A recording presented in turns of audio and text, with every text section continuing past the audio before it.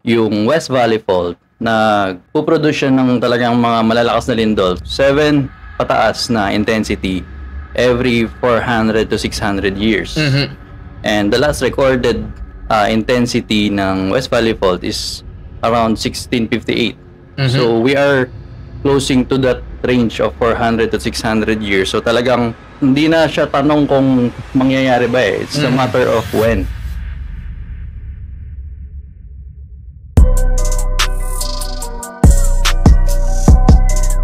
Welcome muli sa ating For a Better Governance, mga impormasyon para sa mabuting pamamahala at komunidad tungo sa sama-samang pag-udlad. At ngayong araw na ito ay napakahalaga ng topic na pag-uusapan natin. Lagi nating naririnig yung big one na mangyayari doon sa Manila area. Siyempre, hindi lang naman yun yung dapat nating preparan kasi ilang beses na tayong nililindol din. Parang very frequent na siya. At itong isa sa mga gustong tutukan ni DILG. At para pag-usapan po yan, nandito po ang aming Engineer 3 ng Project Development and Management Unit ng DILG4A. Palakpakan po natin si Engineer Dolph. Woo! Medyo shy type kasi siya eh. Kaya ayan na, pumasok na po si Engineer. Engineer, welcome po sa ating For Better Governance. Hello, sir. At ito pong iyong corona ng mula tenga hanggang ulo. Ayan. Kuya Dolph, gusto namin makilala. Sino ba si Engineer Dolph? Gaano ka nakatagal sa DILG? Medyo bago-bago lang. Yun? I've been with the department for 8 years. 8 years na? Grabe. So, parang elementary days pa lang ako. Nandito ako. Engineer 3 ng PDMU Regional Office. Sir, saan ang province nyo? Bago siya shout-out. Shoutout sa lahat ng mga taga Gumaca, Quezon. Gumaca, Quezon. Yes. Hometown ng ating butihing regional director din. Yes po. Ayan, so talagang mga malulupit ang mga taga Gumaca. Kinikilala natin. Kuya Dolph, gusto naming malaman ano ba yung isa sa mga gustong tutukan ni DILG sa panahon ngayon na andyan daming lindol, mga nangyayari. Itong mga nakaraan pa, di ba, lumindol sa Russia na nagkaroon nga ng tsunami warning. Pero fortunately naman, di tayo masyado naepektuhan. Tapos ngayon, yung pinaghahanda natin, yung the big one. Anong role ba ni DILG dito sa preparasyon para dito? Yes. So yung the big one, lagi yan nababanggit. Kasi, base sa pag-aaral ng PVOX, yung West Valley Fault na puproduce siya ng talagang mga malalakas na lindol, 7 pataas na intensity every 400 to 600 years. And the last recorded intensity ng West Valley Fault is around 1658. So we are closing to that range of 400 to 600 years. So talagang hindi na siya tanong kung mangyayari ba eh. It's a matter of when. Kung kailan. So papasok na tayo doon sa range ng pag-aaral na 400 to 600 years, gagalaw na yung West Valley Fault. So nandun na tayo sa lower limit nung timeline na yon. So ang ginagawa ng department para masigurado na lahat ng infrastruktura ng gobyerno ay kayang i-handle yung ganong mga kalalakas na lindol. Isa dito ay yung mga infrastructure audit nga na gagawin ng ating mga local government units. So actually, nagkaroon na tayo ng mga pilot program sa mga barangays and LGUs na directly nasa ibabaw ng West Valley Fault. Sila yung nakapag-pilot conduct nitong infrastructure audit. So basically, it is a audit program na tinitingnan natin kung ano-ano ba yung mga buildings, government-owned infrastructure, especially yung mga lifeline buildings na talagang dapat ay sila yung magre-resist o sila yung talagang dapat ay mananatiling nakatayo kapag dumating na yung mga ganitong klaseng sakuna. So basically, i-check natin kung gaano na ba katagal yung mga structures, ano yung kanyang mga limitations, nasan siya nakalocate, siya ba ay ano yung mga hazard na nakapalibot doon sa location ng building.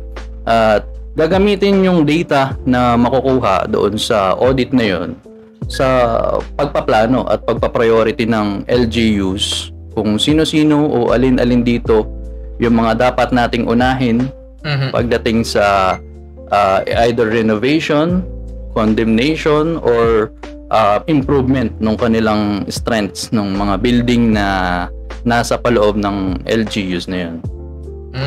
Sa madaling sabi, i-check kung alin yung mga lifeline buildings, isa-isay natin. Hindi ba yung mga government owned na mga hospitals, yan ba yun? Tama ba? Yes, sir. Yung mga kapitolyo, mga munisipyo, na syempre pag lumindol, pag yan ay mahula at nagiba, ay stop ang government services delivery. So, kaya kailangan yan yung i-check. At yun nga, mabanggit ni Kuya Dolph na nasimula na to. So, yung mga iba, kailangan na rin nilang, ito na rin yung direction na tahawakin. I-check, i-audit ang ating mga buildings. Siyempre, for our safety. At yun nga, hindi naman unlimited ang pondo para ma-prioritize kung alin yung mas kinakailangan pagtuunan muna ng pansin. So, Kuya Adolf, ako yung mayor. Ang dami ngayong mga mayor na bagong halal or baka hindi pa sila aware dito. Ano yung kailangan i-prepare ko at ng team namin sa LGU para ma-accomplish yung utos sa atin ng national government? Yes. So, ayun, nabanggit ko nga kanina, nagkaroon tayo ng pilot implementation ng infrastructure audit for LGUs na directly above or dinadaanan ng West Valley Fault. Pero ang nakita kasi ng department na hindi lang naman yung areas na yun yung magiging affected in case na dumating yung calamities, and especially hindi naman isolated yung mga lindol. Kumbaga kalat-kalat din yan. So minarapat ito na i-implement nationwide. So the LGUs can refer to DILG Memorandum Circular 25-071. Ito yung ating policy guidelines on the implementation ng infrastructure audit. So unang-una kailangan gawin ng regional office ay yung pagbuo ng Lil Hub. Yo. Lil Hub. My name is Lil Hub. Ayun, Lil Hub ay a local infrastructure learning hub. Okay. Kumbaga, akala ko kailangan magkaroon ng rap recording. Hindi pa. So, Lil Hub yan, local infrastructure learning hub. Sila yung pool of possible resource speakers. Okay. Kasama dyan yung ating mga HEIs, mga Higher Education Institute, yung mga engineering groups, association, PICE, ASEP, yan, tsaka yung mga schools na talagang nag-o-offer or meron mga engineering courses, especially civil, structural, and other disciplines for engineering courses na pwede nating itap during the conduct ng infrastructure audit nga na gagawin, hindi lang doon sa pilot LGUs but all over the Philippines. So yun yung una, yung Lil Hub para sila yung mag-a-assist sa mga local government units. Yes. Po. So yung ano naman po yung kailangan i-prepare ng local government units nila sa part nila?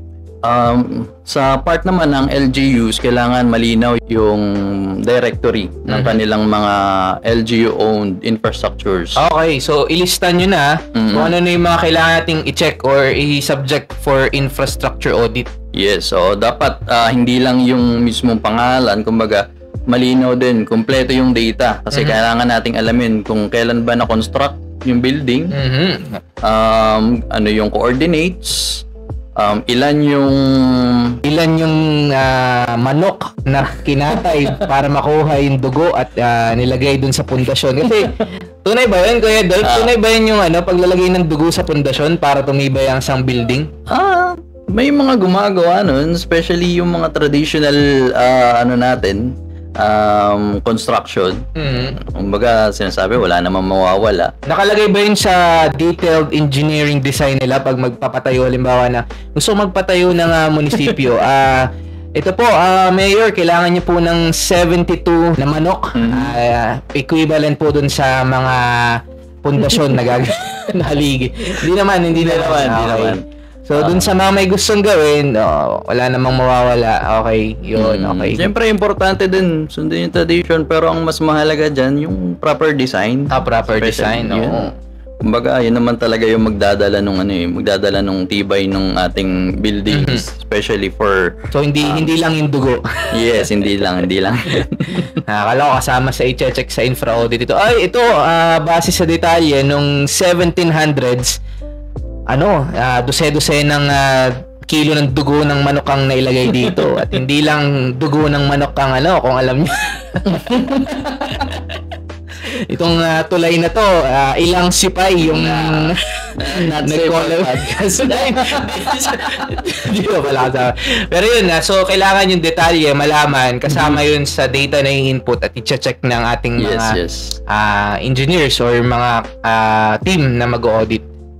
Yes, sir. Kasi, kailangan nating malaman lahat ng information with regards to the building that is subject to the audit.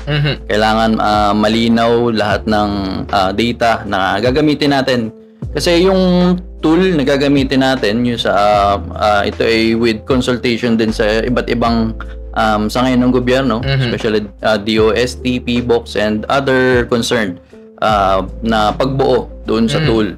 So, may mga information tayo na kailangan like gaano siya kalayo sa isang active fault line. So with that, hindi lang yung West Valley Fault yung pinag-uusapan natin kasi kita naman natin sa mapa ng Pilipinas, maraming fault lines, active or inactive. Maraming fault. So gaano siya kalayo sa isang active volcano? Yan, nakalagay din yan. Ilan yung residents nung building na yun, ilan yung gumagamit, at basically gaano ka-safe. Yun yung tinitingnan natin. Gaano ka-safe ang building na to, ano yung mga present hazard.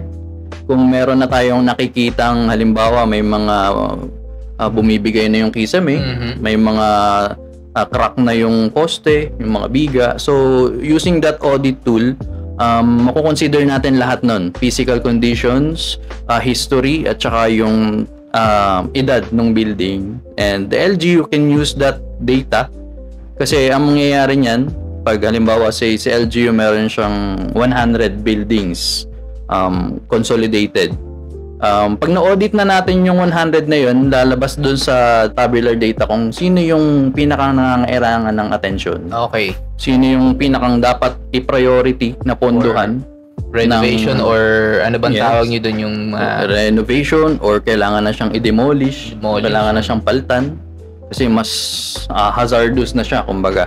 So yun yung yun yung pinakang in a nutshell, yun yung pinakang gustong makuha nitong infrastructure audit. Yun. Maraming salamat, engineer, at nabanggit ni engineer, kung gusto niyo mabuklat at makita pa yung mga pasikot-sikot nitong implementasyon, yung policy guidelines po ng infrastructure audit ay naipasa na or nalagdaan na. Yes. So DILG Memorandum Circular 2025-071. Ayan. So nilagay namin sa link yung policy guidelines para ma-check din po ninyo, at inaasahan po natin bilang in behalf ng ating pong departamento ng engineer na makiisa at i-prepare yung mga kinakailangan i-prepare para mas mabilis, mas efficient yung magiging infrastructure audit, dahil hindi naman to para sa department or sa mga government agencies involved.